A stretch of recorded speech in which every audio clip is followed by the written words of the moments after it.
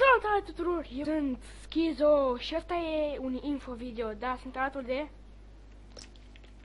Focai! Deci Focai TV și taci, nu mai țipa. Și vreau să vă spun că asta e, bine am spus că asta e un info video.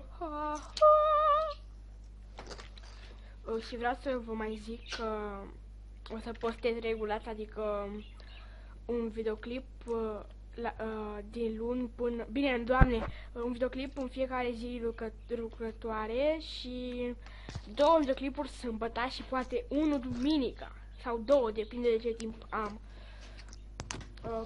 Astăzi este vineri, deci fac doar 1, mâine fac 2 sau poate fac și azi 1, 2 sau 2 sau 3 sau 4 sau 5. Depinde cât timp am. Bine, cred că toată ziua asta la calculator, dar nu știu că s-ar putea, nu știu, habar n-am. Și vreau să spun și despre ce este, va fi bazat canalul meu. Da, mâncam un curs puțin pentru că am emoții. Va fi mai mult bazat pe Minecraft, dar și pe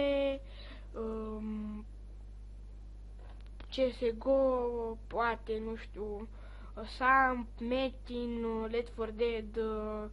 Și o să mai fac niște chestii amuzante, de exemplu când sunt în confă cu altcineva.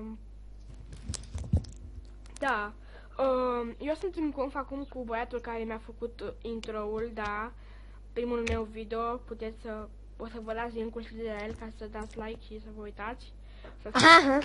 Și o să vă las și link-ul canalului lui, să dați subscribe și like la el. El postează, dar nu prea are un program, postează când are și el timp, pentru că, na, A postat acum. e cu școala, știi, pentru că eu sunt în aceeași clasă cu el și na, e nașpa. Păi cam atât am să vă zic, eu am fost Schizo, bye bye.